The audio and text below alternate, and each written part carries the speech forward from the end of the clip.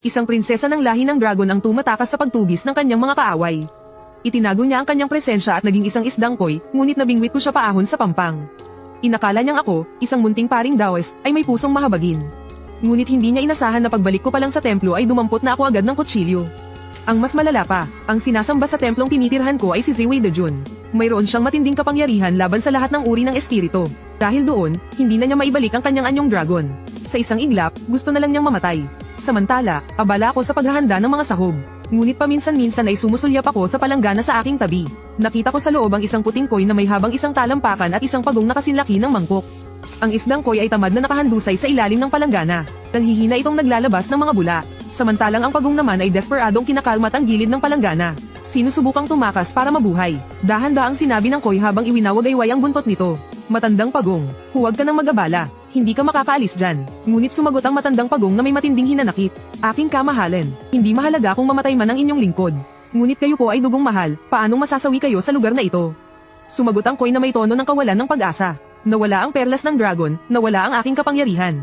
Paging ang aking anyong dragon ay naglaho na. Wala nang pagkakaiba kung mamatay man ako o hindi. Ngunit ayaw pumayag ng matandang pagong at sinabing, hindi tayo maaaring maghintay na lang sa kamatayan. Habang nagsasalita ay patuloy pa rin siya sa masigasig na pagkalmat sa gilid ng palanggana. Basta't makabalik lang tayo sa palasyo ng dragon. Tiyak na tutulungan kayo ng haring dragon. Ang haring demonyo na iyon. Habang sinasabi iyon, tila may naalala ang matandang pagong. Hindi niya napigil ang manginig sa takot. Sinabi ng koy, alam mo rin namang hindi kalaban ng aking ama ang haring demonyo na iyon.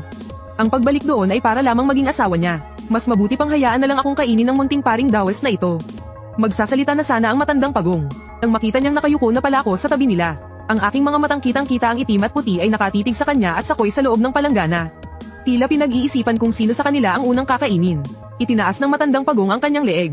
Para siyang isang bayaning handang mamatay para sa isang marangal na layunin. Handa nang maging unang magbuwis ng buhay. Ngunit nakita niya akong binuhat ang palanggana at nagsalita sa aking sarili. Nakalimutan ko, anibersaryo pala ng kamatayan ni Guro ngayon.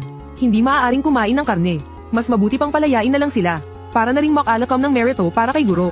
Nang marinig ito ng matandang pagong, agad itong napaluha. Hindi niya maiwasang pasalamatan ng hindi kilalang paring tawista. Saktong-sakto ang pagkamatay niya. Dala-dala ang palanggana, lumabas ako ng templo. Nagpunta ako sa tabi ng sapa sa paanan ng bundok. Ang maliit na ilog na ito ay isang sanga ng Westlake. Kung swertehin kayong dalawa, malamang ay makakalangoy kayo pabalik. Sabi ko habang binubuhat ang pagong at inihahagis sa tubig. Loves, ibubuhos ko na sana ang isda. Ngunit ang tamad na carp ay biglang iwinasiwas ang buntot nito. Nagpatilamsik ng tubig, at sa isang iglap ay nawala sa agos. Nakahinga ako ng maluwag. Sa wakas, napakawalan ko na ang dalawang ito. Matagal na akong nagkukunwaring hindi ko sila naririnig na nagsasalita. Pero ngayon, pinagpapawisan ako ng malamig sa takot. Iniisip ko na araw-araw, ang mga alay na inihahandog ko kay Emperor Ziwei. Pagkatapos ay ako rin pala ang kumakain. Nagmamadali akong bumalik sa templo. Plugs, asterisk, lumuhad ako ng may paggalang sa harap ng rebulto ng emperador. Kumuha ako ng 3 piraso ng pinakatatago kong insenso at sinindihan ito. Magalang ko itong isinaksak sa sansulan ng insenso sa altar. Mahal na emperador, naway ingatan ninyo ako. Ang inyong alagad ay nag-aalay ng insenso.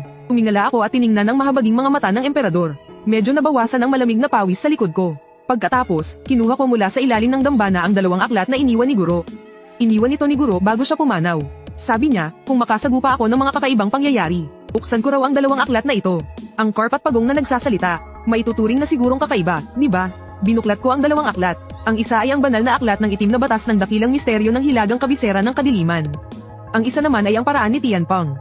Ito ang pinakadakilang yaman ng lahi ng Ziwei. Pero una, wala akong natanggap na anumang turo. Pangalawa, wala akong Shando Jiuyuan order. Kaya hindi ko ito kayang pag-aralan. Habang nagtataka ako kung bakit iniwan ito sa akin ni Master, nakita kong biglang bumuka ang siwang sa sahig sa paanan ng estatwa ni Panginoong Emperador. Isang itim at isang lilang liwanag ang biglang sumulpot mula sa loob. At dumiretso ito sa aking mga kamay na natigilan. Nag-anyong 2 bagay ito. Ang isa ay ang Shando Jiuyuan Command Token. Yung isa naman ay hindi ko pa nakitang maigi nang pumasok na ito sa likod ng aking kamay.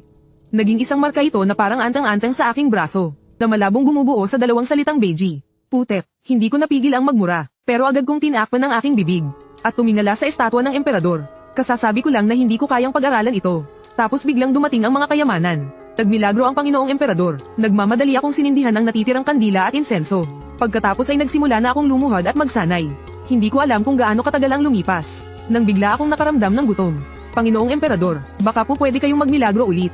At bigyan niyo po ang disipulong ito ng kaunting panggastos. Pagkasabi ko pa lang noon, may narinig akong mga yabag sa labas ng pinto. May bisitang dumating. Mabilis akong yumukod ng todo. Walang hanggan ang kapangyarihan niyo, Panginoong Emperador.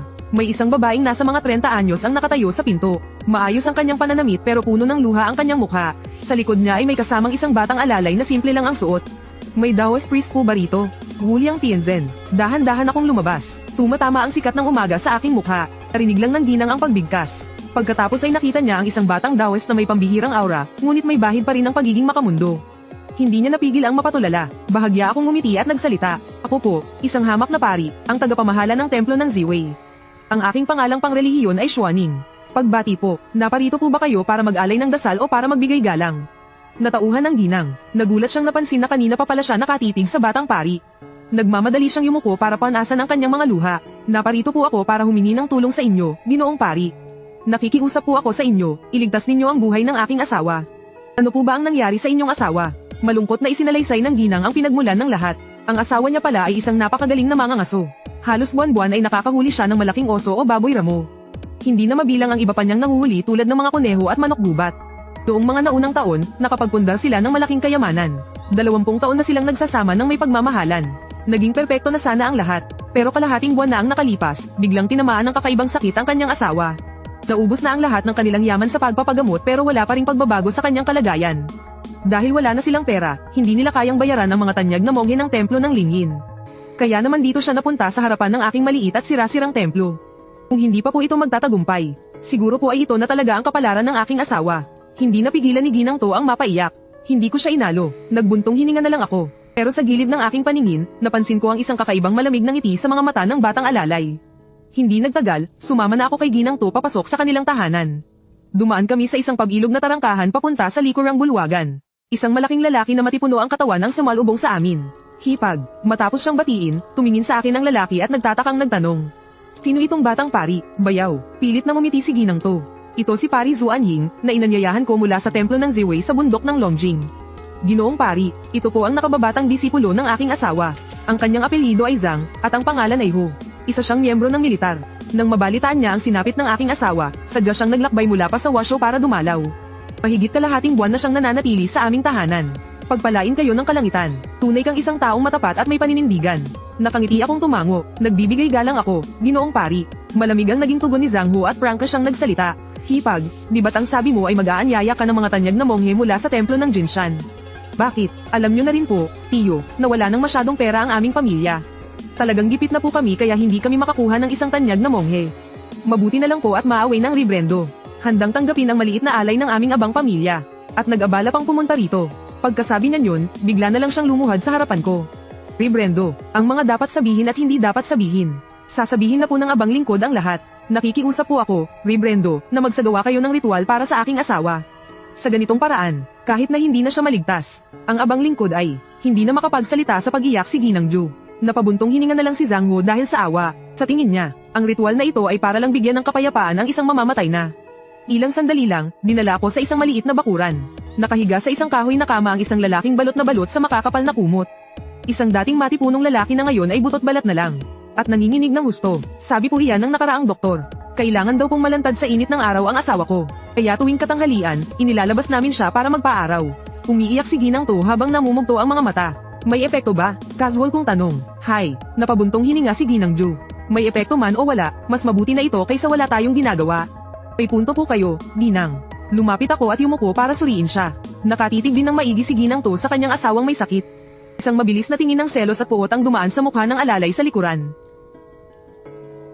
Kasunod nito, palihim na gumawa ng senadorias gamit ang kanyang mga daliri. Biglang umungol sa galit si Manga Ngasuto. Sumugod siya sa akin habang nanlilisik ang mga mata.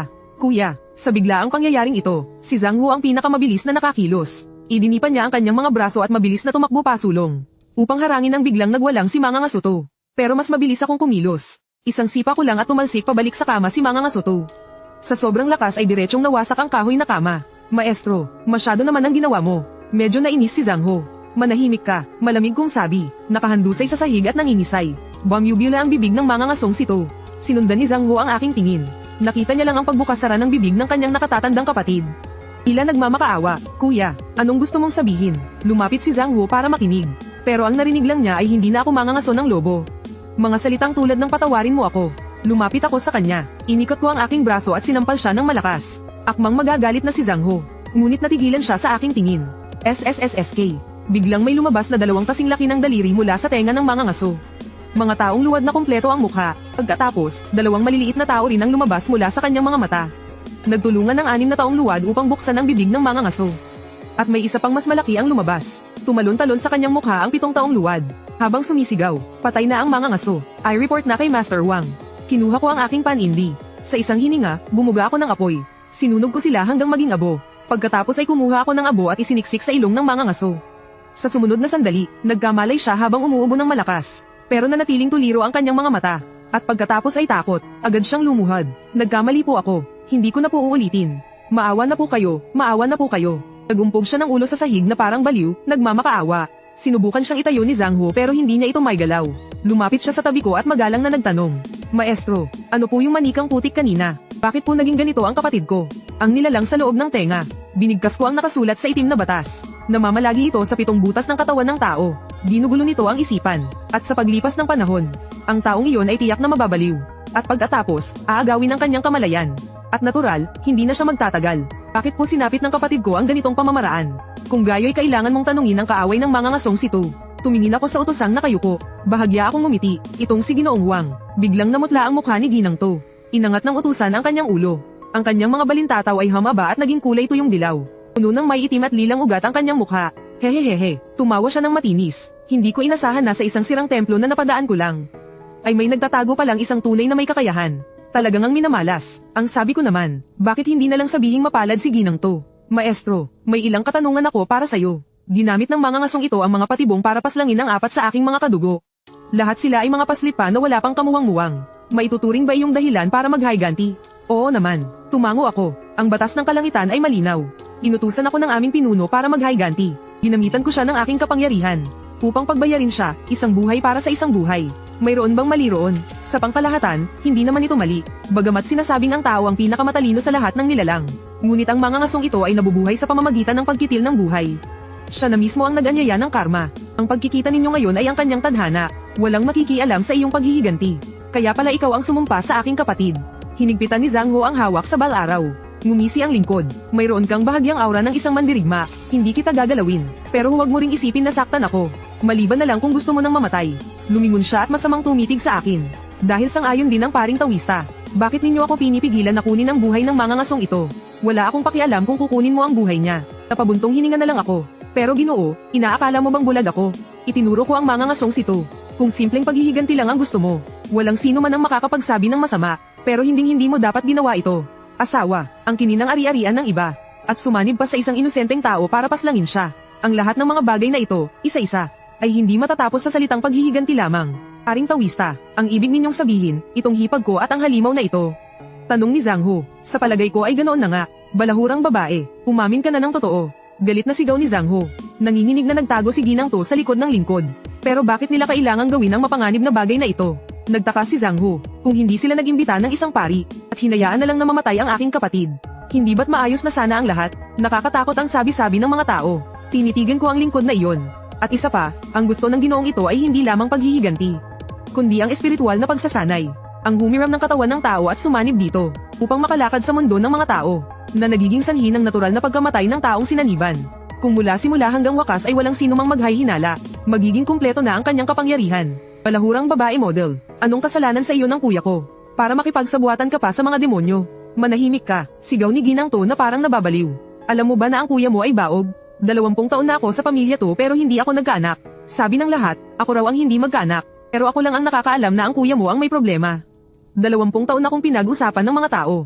20 taon akong nabuhay na parang byuda. Sa tingin mo, bakit hindi siya naglakas loob na kumuha ng ibang asawa? Dahil lang natatakot siya na kung kumuha man siya ng iba, hindi mananatiling tikom ang bibig ng babaeng iyon, hindi tulad ko. May kasalanan ba siya sa akin?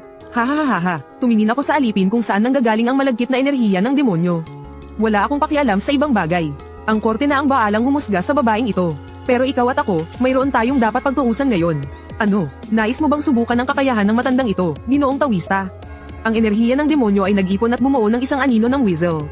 Kung gayon, magsukatan tayo ng lakas. Bumuo ako ng A-sword finger at bumigkas ng isang mantra. Tianpang, Tung Shayan Jiu, Wuding Duzi, Wengbei Diaogao. Habang binibigkas ko ang aking orasayon, Agad na nanigas ang alipin. Ito ang tunay na orasayon ng Tianpeng. Ang pinakamalakas sa 5 dakilang sining ng kapangyarihan ng Taoismo.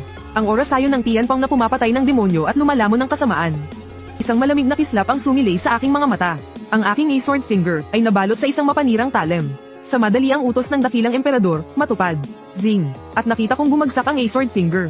Nag-anyong isang maringal na espadang kulog. Ang gwardya ng hawakan ay parang tigre o leon. Diretso itong humiwa pababa, sinubukan ng alipin na lumaban. Ngunit sa ilalim ng orasayon ng Tianpeng na pumapatay ng demonyo at lumalamon ng kasamaan. Matagal na siyang nalupig ng kapangyarihan nito. Ang buong katawan niya ay parang pinuno ng tingga. Hindi ako makagalaw ni Katiting. Sa huli, wala akong nagawa kundi panoorin ang pagbagsak ng malaking espada. Sa gitna ng pagkagulat ni Zhang Hu, ang demonyong iyon na mukhang makapangyarihan at puno ng kasamaan, ay naging abo sa isang atake lang. Napaungol ako habang namumutla ang aking mukha, kung hindi dahil sa 5th grade Heaven Talisman bilang daluyan. Sa kakarampot kong kakayahan, hindi ko magagamit ang tunay na batas ng Tianpeng na ito. Daoist Master, isa po kayong tunay na taong Diyos. Natauhan si Zhang Hu at nagbigay pugay sa akin. Ang spell ng kidlat kanina, ay halatang lubos na gumamulat sa isang taong militar na tulad niya. Napatingin ako sa asawa ng magkakarne na hinimatay sa isang tabi. Agad namang nagsalita si Zhang Hu. Huwag po kayong mag-alala, Daoist Master. Lihim na sinaktan ng masamang babaeng ito ang kanyang asawa, upang kamkamin ang kanilang ari-arian. Ako na po ang magre-report sa mga kinauukulan. Hayaan na po ang batas ang magparusa sa kanya. Wala akong interes sa kung paano magparusa ang batas ng mga tao. Diretsahan kong iniabot ang aking kamay. Ang bayad. Natigilan sandali si Zhang Hu. Sinabi ko na para bang dapat lang. Maituturing na iniligtas ko ang buhay ng kasamahan mo. Hindi madyay gising kaagad ang asawa ng magkakarne. Nagmamadali na akong bumalik sa bundok. Ang nararapat na kabayaran para sa akin. Sino ang magbabayad? Nagmamadaling kinuha ni Zhang Hu ang kanyang sisidlan ng pera ngunit pinigilan ko siya. Hindi ang pera mo, ang pera ng pamilya nila. Noon naintindihan ni Zhang Hu. Mabilis siyang pumasok sa bahay para kumuha ng isang silver ingot na 10 tael at iniabot ito sa akin. Mas lalo siyang naging panatag. Halatang para sa kanya, ang pagiging prank ako sa bayaran ay mas makatao pa. Maraming salamat, tinanggap ko ang pera at nagbilin. Tapos na ang gawain dito. Kaya magpapalam na ako. Gusto sana akong ihatid ni Zhang Hu pero tinanggihan ko. Huwag na, ikaw na lang ang bahala sa mga gawain dito.